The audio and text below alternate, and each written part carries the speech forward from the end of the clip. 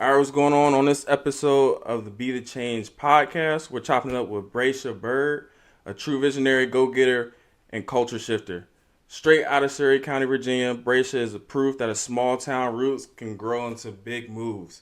Now holding it down in Brooklyn, New York, she's making her mark in advertising, currently serving as an account executive at Momentum Worldwide, helping major brands build their business to life. But Brescia is way more than just business. She's a motivational speaker, the author of Self Love, Love Self, and the founder of Live Your Legacy, a movement built to inspire people to not just leave a legacy, but to live it. Rooted in faith, purpose, and unapologetic self love, Brescia is all about empowering others to keep step into their greatness. So let's tap in right now because this convo is about to be real, raw, and inspiring. So let's give it up for Brescia Byrd on the Be the Change podcast.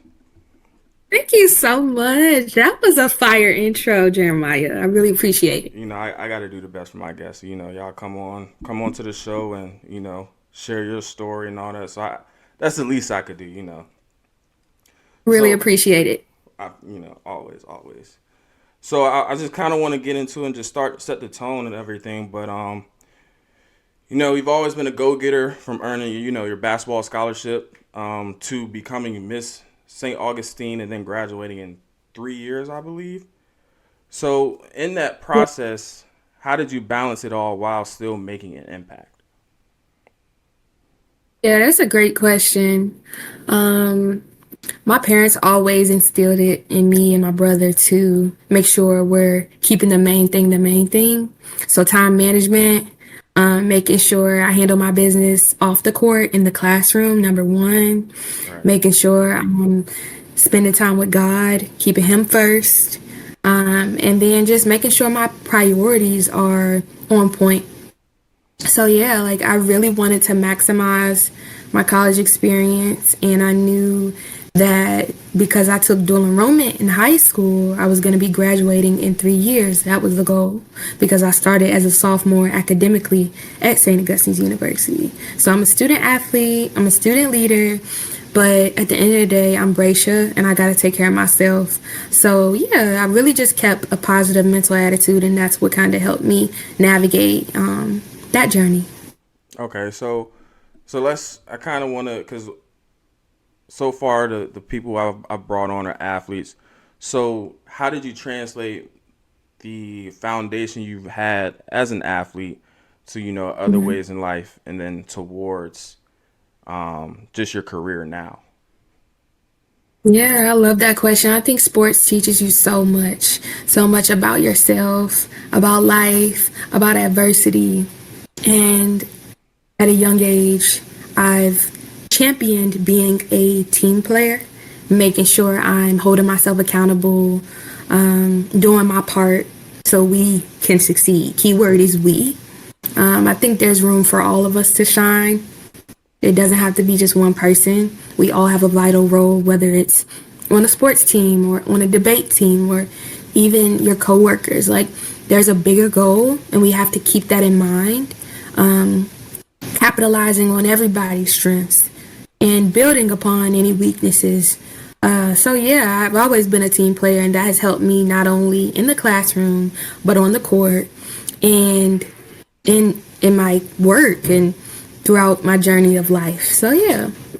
I like that. And I like how you took from being an athlete, being a team player, and applied it to life. And I don't think a lot of people actually think about how sports play a major role in in life in general. And I look at it as when I played college ball, being a quarterback, you have to be a leader.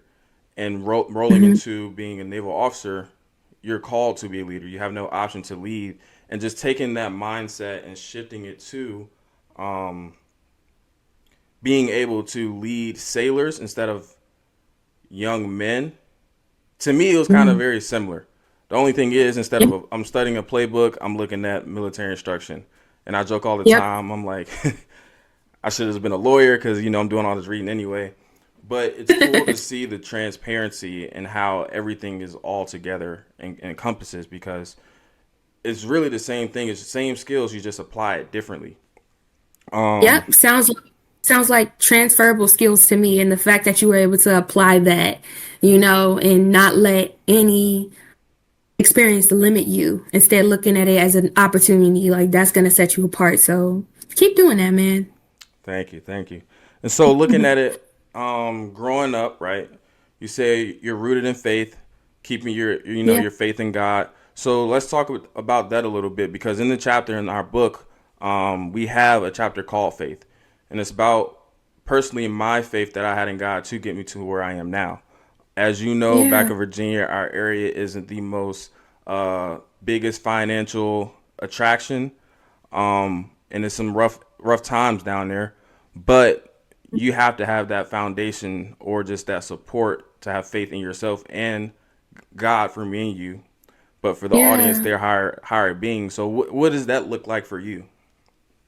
Yeah, no, that's a great question. And it's funny because in my book, Self Love, Love Self, my first chapter is about trusting God.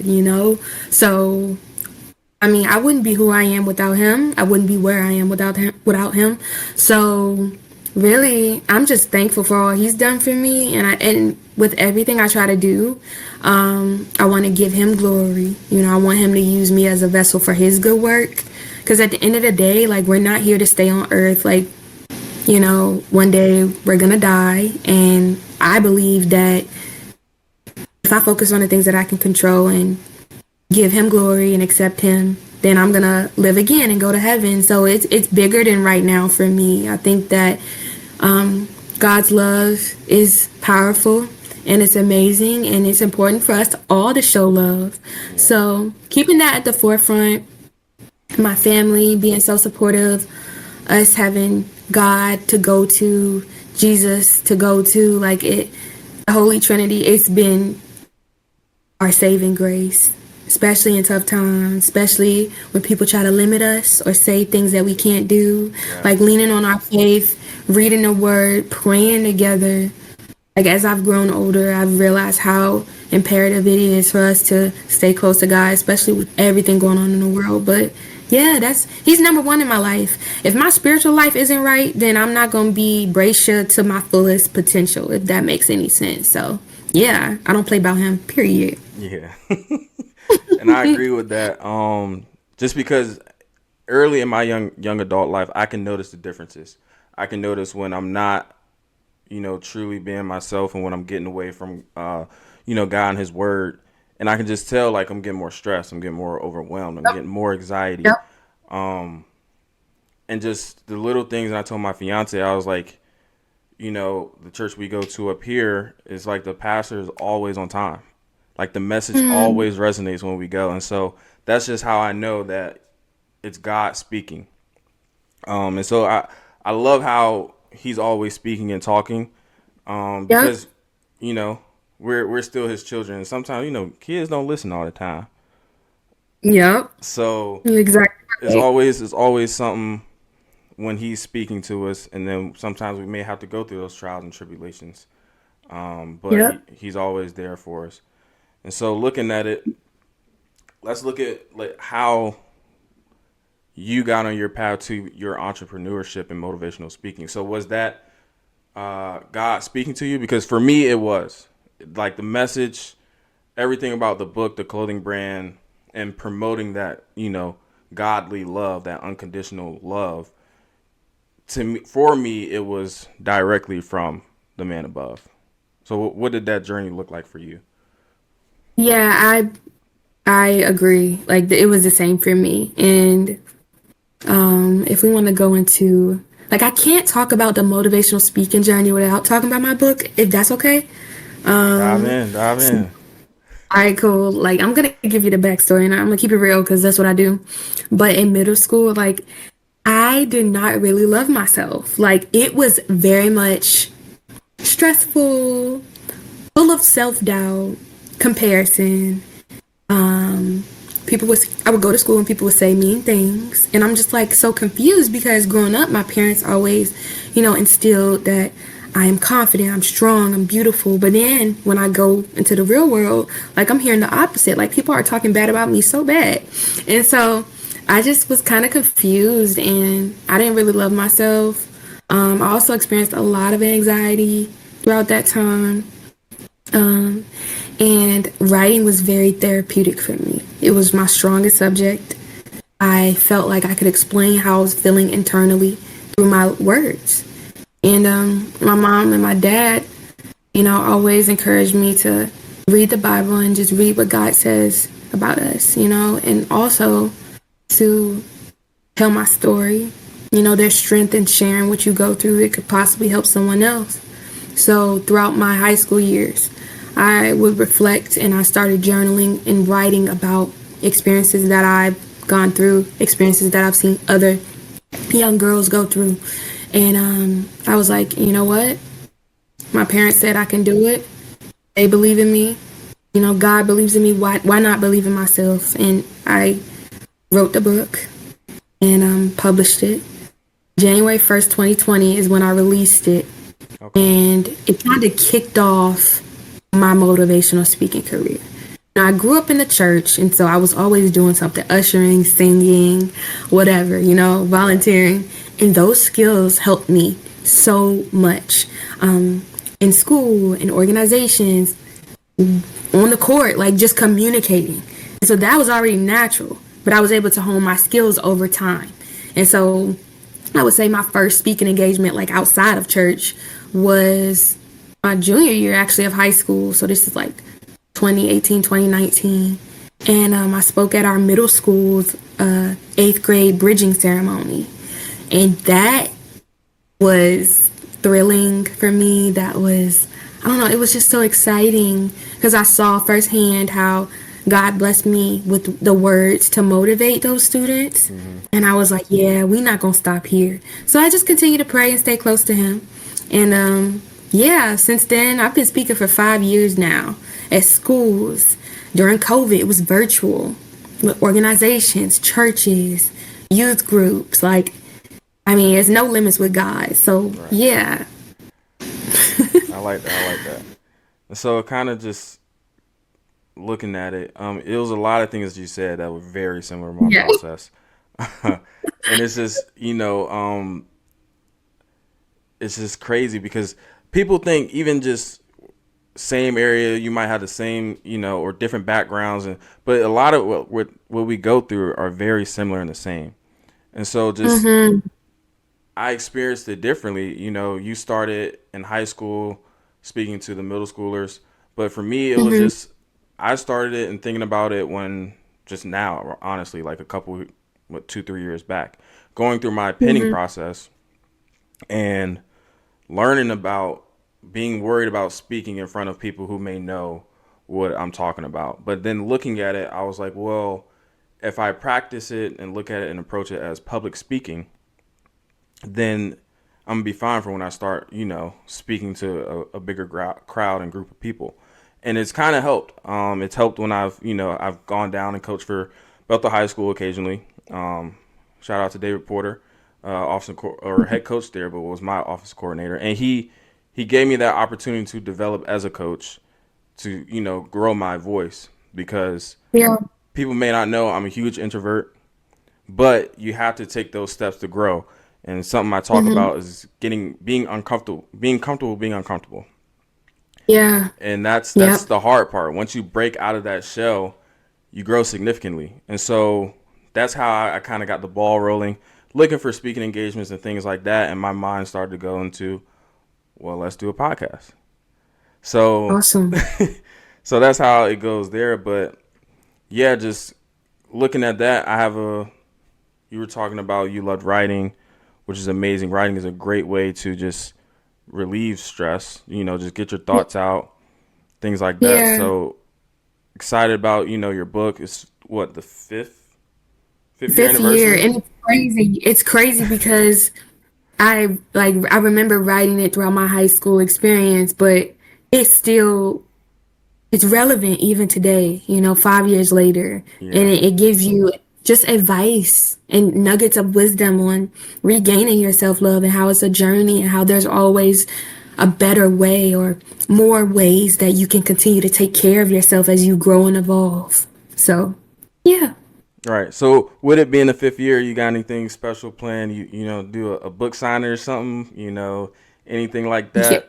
You thought about It's funny anything? you say that. It's funny you say that because honestly, tomorrow I actually have an event at Hampton University. So this is like motivational speaking, career, and book celebration. But honestly, I'm big on wellness and taking care of yourself. Hmm. And I'm hosting a wellness workshop tomorrow. It's called Wellness Within, alongside Jordan Lockwood, a senior at Hampton University. And we're basically going to be having great conversations, authentic conversations, and practicing wellness activities and stuff like that, and just leaning on each other for community support. And so at that event, I'll also have a book signing as well. The first 50 students will receive a copy of my book. And There you yeah, go. I mean, that's a great way to celebrate, but to also continue to spread the mission, and just let God use me. You know. Yep. Yep. And I love that. Definitely love it for sure. Um. Thank you. Yeah. So what? So thinking about this process and writing, did you Hmm. bump your head anyways and learn, not take L, but learn and take lessons from any writing journeys and experience? Because I can say personally, I bumped my head several times. I knew I wanted to write a book, didn't know what it was going to be about. And then, once I said the Lord spoke to me, this was my way to promote that love and prosperity and provide that feedback, um, just to get to where I am. I'm not where I want to be yet, but I can, share that insight to someone younger than me to get to where I am. So, what was the lessons, if you learned any, or that you took away from this journey of writing and motivational speaking? That's a great question. I think one lesson that I learned is to always protect your dream. You know, I'm gonna be honest, man. You can't tell everybody everything. You can't, because some people don't even have the vision that you have. Like they have a limited vision Yep. and they can't see things happening until they actually happen. But faith to me is being hopeful and seeing it before it's even come to fruition, having that much trust in God that he's going to work it out. So protecting my dream, like I only told the people that live in my address, my family, and then a few of my English teachers so they can edit and give me feedback on my book, Hmm. local authors in the community so I can get advice on publishing companies and just learning and navigating that space. And then a few trusted real ones Yeah. who I consider friends. But not many people knew that I was even writing the book for as long as I was writing it. A lot of people found out January 1st, 2020. And that was fine for me. So that's one of the lessons I learned. But then the second lesson I learned writing the book actually, is to not let self doubt win. Pray on it. Don't try not to overthink or stress. Like that's not what the book is about. The book is not for me to like worry on whether or not people are gonna like it. The Hmm. book is about sharing my testimony in hopes of helping somebody else. At the end of the day, the people that are gonna support you will. So making sure that I am my biggest supporter and not my like hardest critic all the time, because that's not healthy for you either. You got to give yourself some grace. Yeah. Um, yeah, so praying on it, making sure like it was authentic to me, and yeah, I learned a lot. I learned a lot throughout that journey. So There we go. And I love the fact that you brought up Grace. That's a huge thing. My mentor and like a big brother, Brandon Diggs, he got a real estate down there, Diggs by Diggs. Go get that house if you have right. or looking for one. But, he sends me some motivational videos here and there. Often we talk. And one thing he pulled up was give yourself grace. We always are trying to push, trying to, be the best we can, but we're our hardest critics. And then Yep. that's when we crash and burn because we're criticizing ourselves too hard when we don't take the time to accept and appreciate the journey and where we've came from and Yep. actually look back on it. So I love the fact that you brought that up and just talked about grace. And so that's another way to show like we're, more than we think, we're all on the same page. And Yep. so looking at, you went from, this, we're talking about the book, and then now, I mean, not now, but you have a company or a brand, Live Your Legacy. And so what does living your legacy mean to you? And how did you come up with that brand, that, Yeah. Yeah. No, I love this question. Yes, Live Your Legacy is my brand. And really, I feel like it started with the book, of course. It started with the motivational speaking. But when I was younger, one of my good friends, he drew this beautiful picture of me. And he gifted it to me either for Christmas or for my birthday. Couldn't remember which one. But and on the picture, it said "Live to Inspire." And I was like, we were in sixth grade, and he was like, "Brescia, you live to inspire." He was like, no matter what you're doing or what you're involved in, like you always try to motivate everybody else and keep a positive energy. He was like, you live to inspire. And I was like, I love that. Like, cause I agree. yeah, But he put a name to like kind of like this purpose that I felt like this calling that I had from God. Like, and so I'm just like, wow, this is beautiful. So workshopping the name of my official brand, it definitely is rooted in all of that. And I just prayed on it and thought about it and I was like, live your legacy. Like that is it's powerful because some people think that you have to leave a legacy or your legacy starts after you've like graduated from a place or your legacy starts after you've, left your old company and now you're at a new company. No. From the day you were born, you can live your legacy. You can be that positive representation of good energy and just going after everything you want in life and believing in yourself and showing love. Like you can live your legacy instead of leaving it. And so yeah, like I just like to play on that words. And yeah, it's all of my motivational speaking, it's my books, it's the workshops that I hold. I specialize in like self-love and wellness, but also college and career readiness. I host a series called Cultivating Your College Journey for high school seniors and freshmen in college, sharing actionable advice on how they can maximize their journey and not wait. Because what are you waiting on? Like the time is now. So yeah, that live your legacy is just like do it. Like don't let doubt hold you back. Live it. So yeah. yeah. It's always something when people are like, oh, I'm gonna wait for this or I'm gonna wait for that.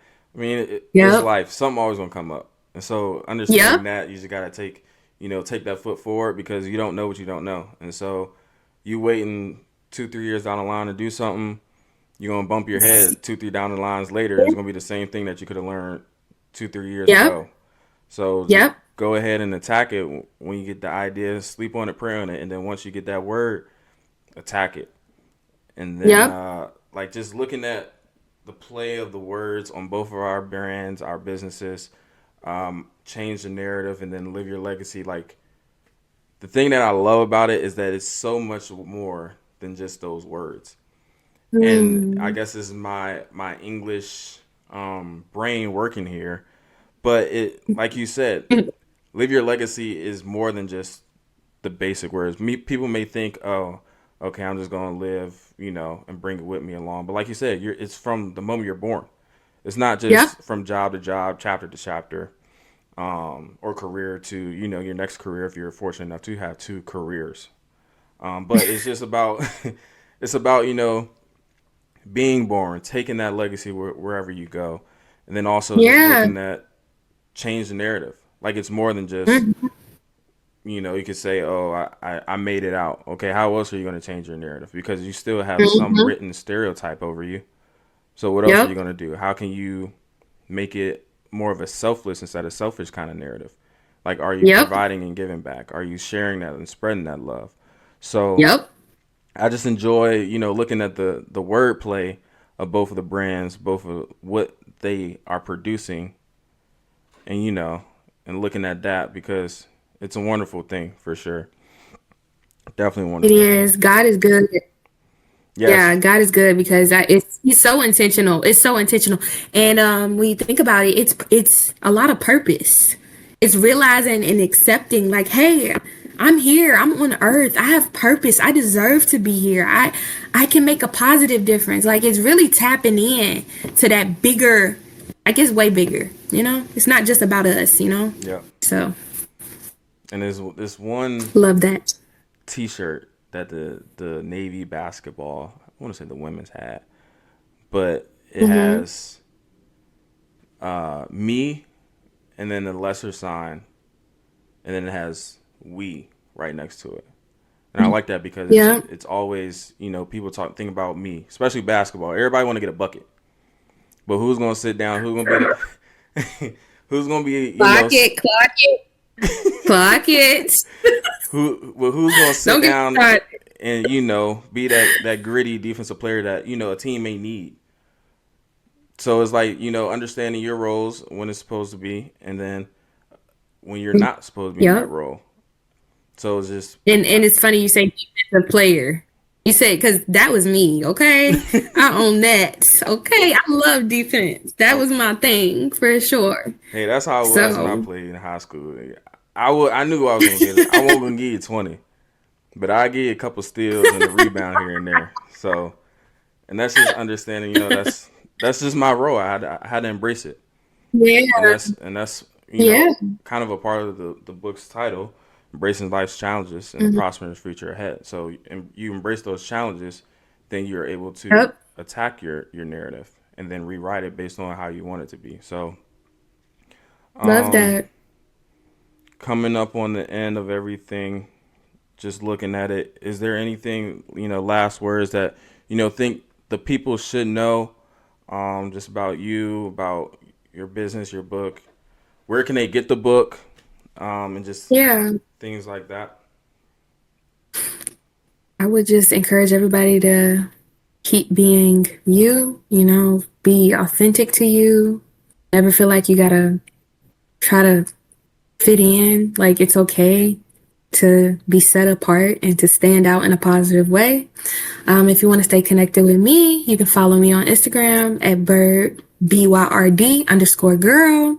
And then you can follow my brand's page at Live Your Legacy with two Y's. If you want to purchase Self Love Love Self, the link is in both of those bios. And you can also go to Amazon to purchase a copy as well.